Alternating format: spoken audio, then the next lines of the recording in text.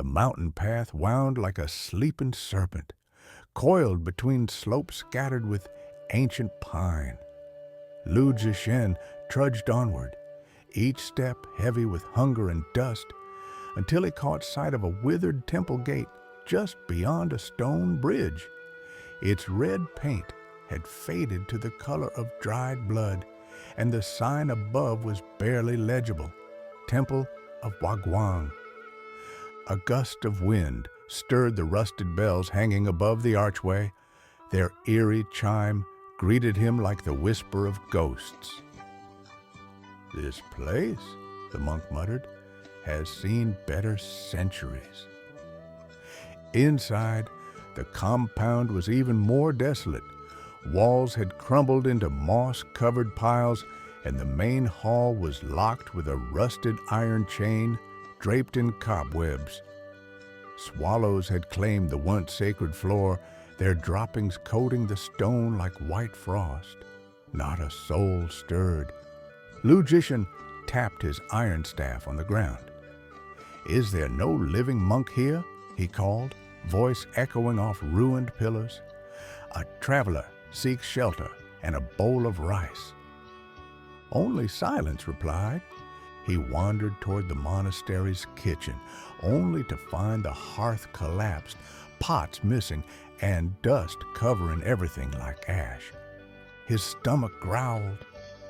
Unwilling to give up, he ventured behind the kitchen into a narrow chamber and at last found life, if one could call it that.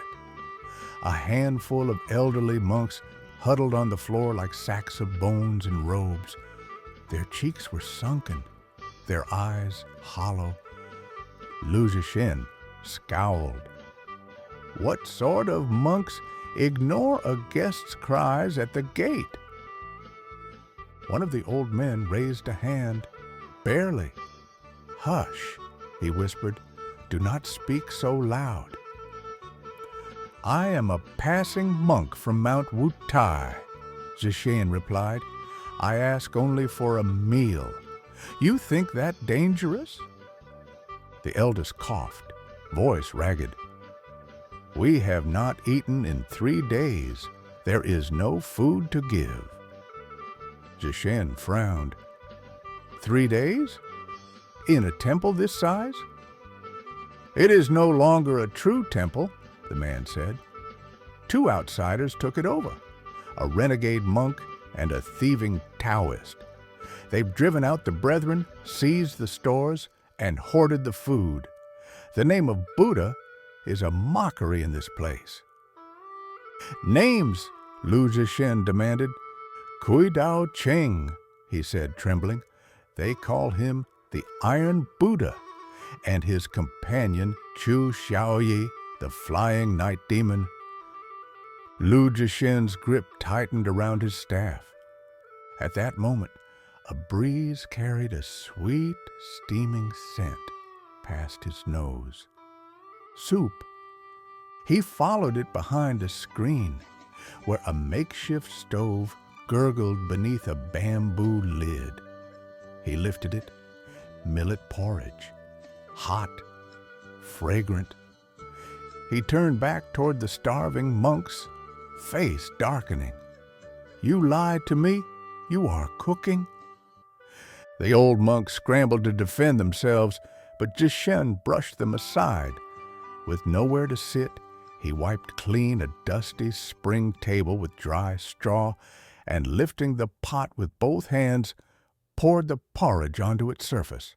The monks rushed forward in desperation, but Lu Zhishen, stomach aching, bellowed, shoving them aside like autumn leaves. He scooped the porridge into his mouth, devouring the warmth. Then, mid-bite, one of the old monks muttered bitterly, "We begged half a day just to get that millet. Now you eat it all." Zhishen paused, swallowed, then set the spoon down. "I've had enough," he said, standing, "but now I'd like a word with these Iron Buddha and Flying Night Demon." From the corner of the ruined kitchen, Lu Zhishen heard laughter. a low, taunting kind that rolled like distant thunder. Then came singing, light and lewd. You are east, I am west. You've no man, I'm no guest. You alone so lonely be, while I alone am wild and free. The voice trailed closer. He peeked through a cracked wall. A Taoist priest was sauntering into the courtyard, balancing two baskets on a shoulder pole. One basket held fish tails and meat wrapped in lotus leaves. The other swayed with a jug of wine. The old monks whispered urgently, pointing, "That's him, the flying night demon, Chu Xiaoyi." Zhishen's eyes narrowed. Without a word, he hefted his iron staff and followed. Chu Xiaoyi wandered through a back door and into a garden shaded by withered trees. Beneath a twisted locust, a low table was laid with dishes and 3 cups. A hulking monk sat at the center, belly round, chest bare, skin dark and glistening like oiled leather. His heavy jowls bounced as he laughed. Beside him sat a woman, young, eyes wide and weary. Her presence here, among these men and meat and wine, was like a flower caught in a battlefield. Lu Zishan stepped into view. The fat monk sprang up, startled. "Ah, a fellow brother. Come, join us.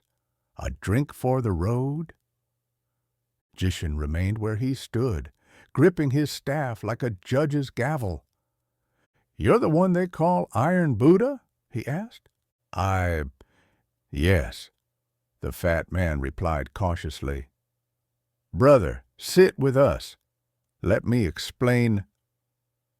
"Explain why you've turned a temple into a brothel?" The fat monk raised his hands. "You've been lied to.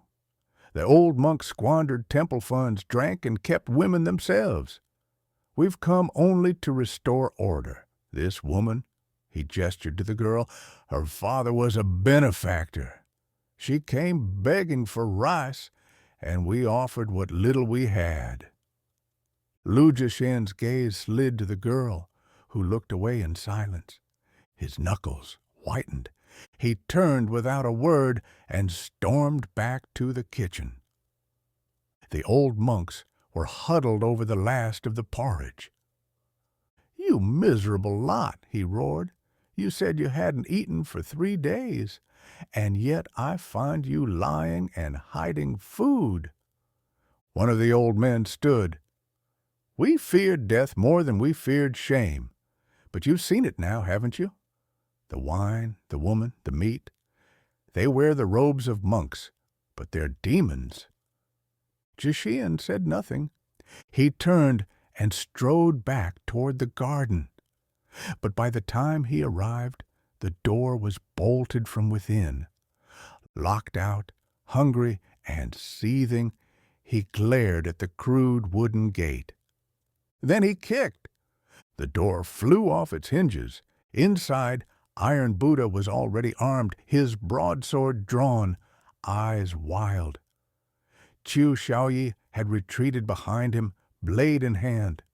The girl had vanished. "You dare intrude again?" snarled Iron Buddha. Lu Zishin didn't reply. He spun his staff overhead with a growl and charged. The clash of steel and iron shattered the courtyard silence. Iron clashed with iron beneath the shadow of the scorched locust tree. Lu Zishin moved like a storm, his iron staff sweeping wide arcs through the smoky air. But hunger gnawed at his limbs, and the long journey had sapped his strength. Kui Dao Cheng, the so-called Iron Buddha, was strong, heavier than he looked, and pressed forward with a savage growl.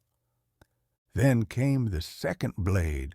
From behind, Chu Xiaoyi lunged, his broadsword gleaming, aiming for Zhishen's back. Zhishen heard the soft scrape of footsteps behind him, a hunter's tread, and twisted just in time. "Strike!" he roared.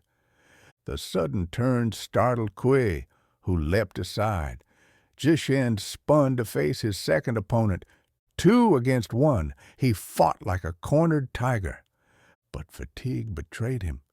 He stumbled, missed a beat, then turned and ran. The 2 pursuers gave chase, blades flashing in the sun. Across the crumbling stone bridge they ran until Jishin turned suddenly, staff raised. Another flurry of blows followed. Then he ran again. When he finally slowed, gasping, he muttered, "Left my bundle in that damned temple. No food, no money. How foolish!" Just then, from a grove of red pine, he spotted movement. A man, half hidden in shadow, peered out and spat in disgust before vanishing into the trees. "A highwayman?" Jishin muttered. "Poor fool, thinking I'm easy prey." He tightened his grip on the staff. "He'll make a fine offering to my stomach." He strode into the pines. "Oi, you!" he barked. "Come out and face your reckoning." The bandit stepped forward with a mocking smile. "Monk," he said, "you must be mad. You dare challenge me?" "Dare?" Zishin laughed. "I live for this." Steel met steel once more, but something in the man's voice, it tugged at memory. "Wait!" the bandit shouted mid-duel. "You fight well. What's your name?" "Lu Jishin." The man froze. Then he laughed and threw down his blade. "You don't remember me? It's me, Shi Jin, the tattooed lad from Wei Chu." Recognition flared in Jishin's eyes. "Shi Lang!" The 2 old friends embraced like brothers. Shi Jin pulled out dried meat and flat cakes from a pouch. "Eat. You look like death." They sat beneath the pines, sharing food and stories.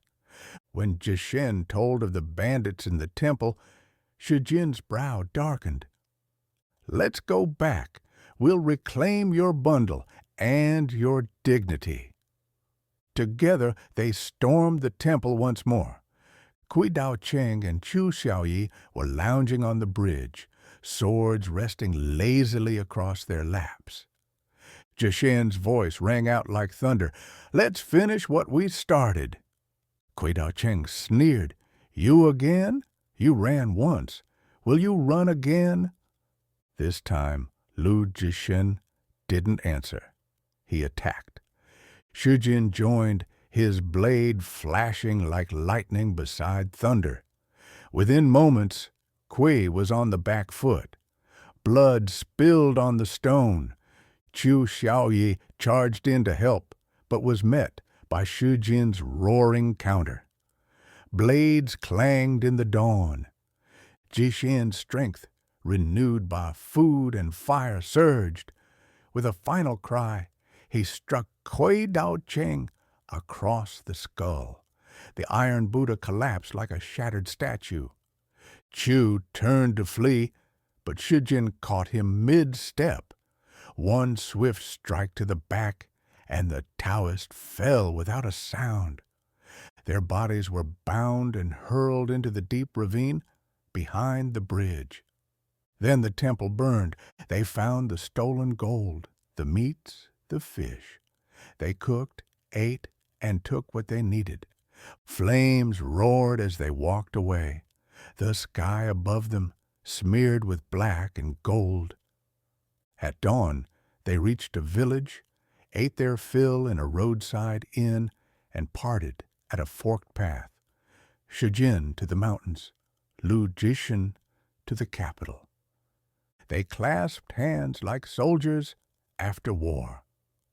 "If fate allows," said Shujin, "we'll meet again." Zhishen watched his friend vanish into the trees.